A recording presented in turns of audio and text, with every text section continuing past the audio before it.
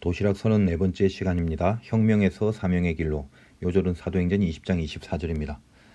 개인적으로 좋아하는 피아노 곡 중에 쇼팽의 혁명이란 곡이 있습니다.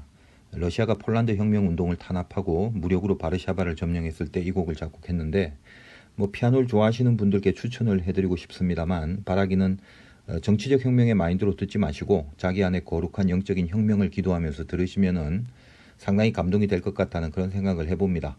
자, 셀로신 시몬이 꿈꾸는 것은 모든 그 열심당원들이 그렇듯이 한마디로 로마로부터의 정치적인 혁명이었습니다. 셀로신 시몬에 대해서 아무런 정보가 없으므로 여러분들이 거의 다 이제 조금씩은 알고 있는 이스라엘의 역사를 일단 간략하게 살피면서 그 열심당의 정신이 그 뿌리가 무엇인지 그 조금 더 리얼하게 느껴보면 그 도움이 될 것 같습니다. 열심당의 배경을 알기 위해서 이스라엘의 역사를 좀 봅시다. 북왕국 남왕국으로 갈라지잖아요. 그리고 BC 722년, 그 다음에 BC 587년 굉장히 중요한 역사의 시기죠. 자, 북왕국이 아수르에게 멸망합니다. 우리가 요 역사 속에서 사마리아라는 것이 등장하죠. 혼혈 정책을 폈기 때문에 성경에서 주로 이 사마리아 땅에 대한 그 여러 가지 이슈들이 많지 않습니까? 남왕국은 바벨론에 의하여 멸망했는데 요 역사 가운데 우리가 알아야 될 게 예루살렘 성전이 이때 파괴됩니다. 사실 이스라엘 백성들은 성전 중심의 민족이기 때문에 이 성전 파괴라는 사건은 굉장히 중요한 이슈가 되는 거죠. 하여간 이후에 이제 페르시아라는 나라가 이스라엘을 지배하게 되는데 우리가 이 페르시아는 알다시피 고레스 유명한 황제 아니겠습니까? 그리고 이제 포로 기환을 통해서 예루살렘의 그 성전과 성벽을 재건하죠. 우리가 예전에 에스라 그 말씀 디저트를 다루면서 자세하게 설명을 해드린 적이 있습니다. 페르시아 이후에 이제 그리스, 헬라라고 그러죠. 이스라엘을 점령한 제국인데 유명한 알렉산더가 나옵니다. 알렉산더 대왕의 헬레니즘이죠. 근데 이제 알렉산더가 죽고 나서 그 부하들에 의해서 이제 나라들이 많이 갈라집니다. 대표적으로 이제 프톨레미하고 셀루쿠스라는 그 장군에 의해서 이제 나라가 분류가 되는데 그 외에도 많습니다. 근데 하여간 조금 참고를 한다면 여기가 이제 프톨레미 왕조인데 우리 알다시피 이쪽 부분이 이제 가나안 지역, 팔레스타인 지역입니다. 여기가 이제 프톨레미 왕조가 되고 여기는 이제 시내산 홍해, 여기 이제 티그리스 유프라데스 강이 흐르는 그쪽. 그래서 여기가 이제 셀루쿠스 왕조가 지배를 합니다. 여기 이제 안티고노스라고도 하고 여기는 또 리스마코스 이런 왕들. 근데 이제 제일 중요한 게 이게 프톨레미하고 셀루쿠스 장군이 이 땅을 이제 지배하게 되죠.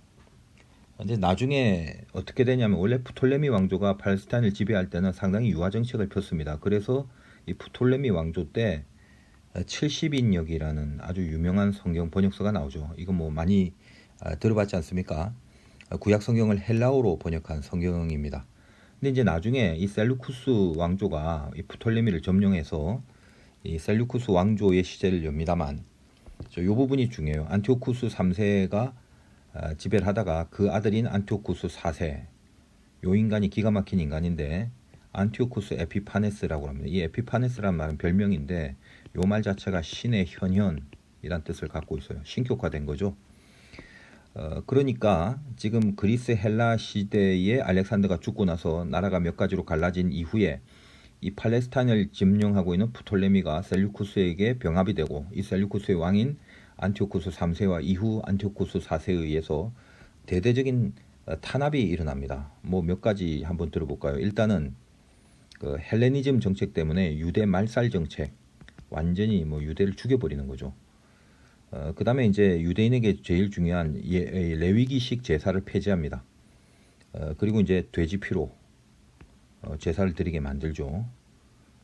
그리고 이제 성전의 한복판에 주피터, 제우스 신상인데 성전 한복판에 이런 우상의 신상을 세웁니다. 많아요. 율법 폐지하고 또 성경 사본 이런 거 폐지합니다. 완전 이제 말살 정책이죠. 그 유명한 안식일, 할례 이런 거 다 폐지해 버립니다. 그러니까 가만히 있을 수 있겠습니까? 완전히 이 안티오쿠스 에피파네스는 지금 안 다루겠습니다만 다니엘서에서 예언된 아주 역사에 있어서 기독교 박해의 하나의 대명사로 불립니다. 가만히 있지 못하겠죠. 그래서 마카비 혁명이라는 게 이제 일어나는데, 요게 이제 신구약 중간 시대가 됩니다. 요거가 중간기에, 지금 이 그리스 이후에는 신구약 중간기 약 한 400년 동안의 일입니다. 마띠아란 제사장이 있었는데, 돼지 피로 제사를 드리는 것을 감독하려고 보낸 그 안티오쿠스 에피파네스의 사신들 다 죽여버리고 반란을 일으키고요. 그 마띠아 제사장의 아들인 마카비가 드디어 이제 유대 독립 운동을 시작합니다. 이제 여기가 바로 이 열심당의 뿌리가 되는 거예요. 상당히 그 세력이 컸습니다. 그런데 이후에 이제 헬레니즘에서 이제 로마 시대로 접어들게 되죠. 뭐 상당히 많은 역사적 내용이 있습니다만 다 생략하고요. 원래 이 헬라가 굉장히 강했었는데 내분이 많이 일어났기 때문에 로마가 이 헬라를 점령한 데 지장이 없습니다. 이 로마 시대의 신학적 배경 속에 갈릴리 유다라는 사람, AD 6년에 출몰 하는데, 이제 갈릴리 유다 이후에 동생 무나헴에 의해서 이 저항 운동이 좀 계속되기도 합니다. 어느 정도로 과격했냐면 막 궁궐도 습격하고 로마 시대 때 뭐 병기고도 부수고 유혈 폭동도 일으키고, 그래서 이 로마가 웬만하면 봐주겠는데 이 열심당의 저항 운동을 가만히 내버려 둘 수 없어서, 그래서 이제 로마가 이들을 멸망시키는 그런 적극적인 동기가 됩니다. 원래는 신앙적인 회복을 위해서 이런 운동을 했지만 점점 타락했다고 그랬죠. 우리가 요한복음 설명하면서도 제가 말씀 많이 드렸습니다. 신앙은 버려버려요. 그리고 정치적인 혁명을 도모합니다. 그래서 우리가 뭐 성경에 뭐 바라바 같은 사람, 예수 대신에 놓아준 사람, 사실 이게 뭐 그냥 그 도둑놈 강도가 아니라 타락한 열심당의 지도자 중에 한 명입니다.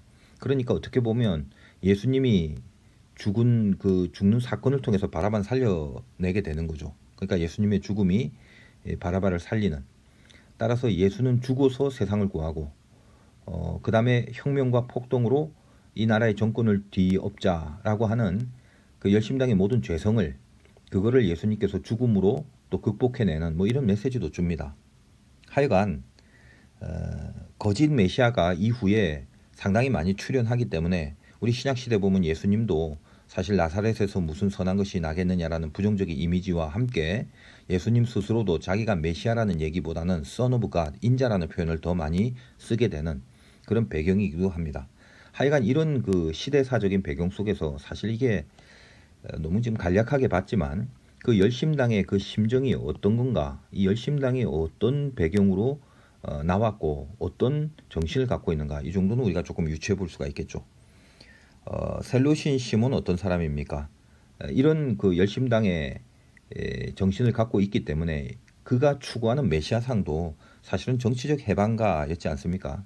그래서 사실 많은 거짓 사기꾼들이 많이 등장을 했는데 뭐 약장수처럼 등장을 많이 합니다.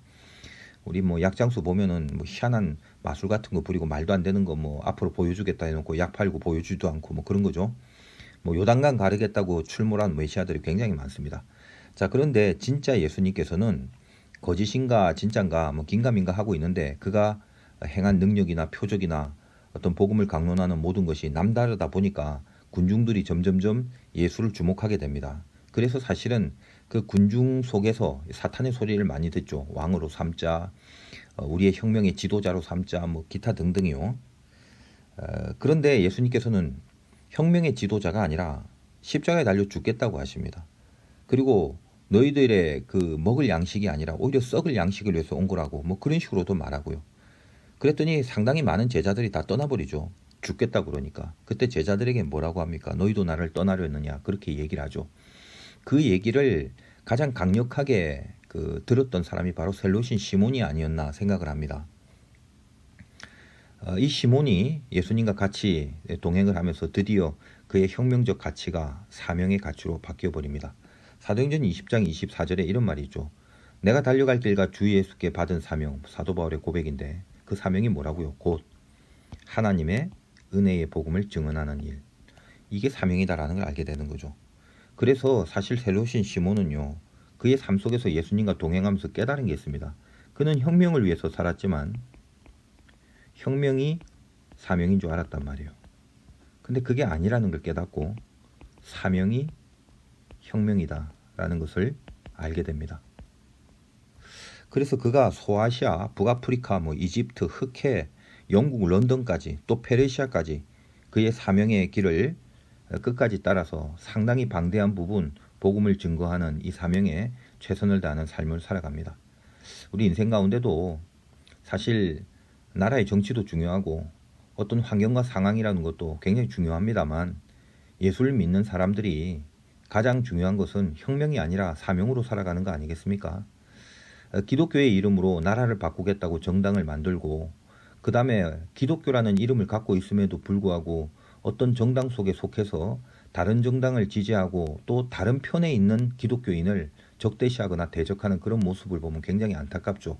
모든 정치적 이념 위에 하나님 나라와 하나님의 사명이 있는 것인데 우리가 이 셀로신 시몬을 통해서 이 땅에서 이 시대에 어떻게 해야 되는지 다시 한번 되새겨 볼 수 있는 그런 시간이 됐으면 좋겠습니다. 우리는 혁명으로 사는 게 아니라 사명으로 살아갑니다.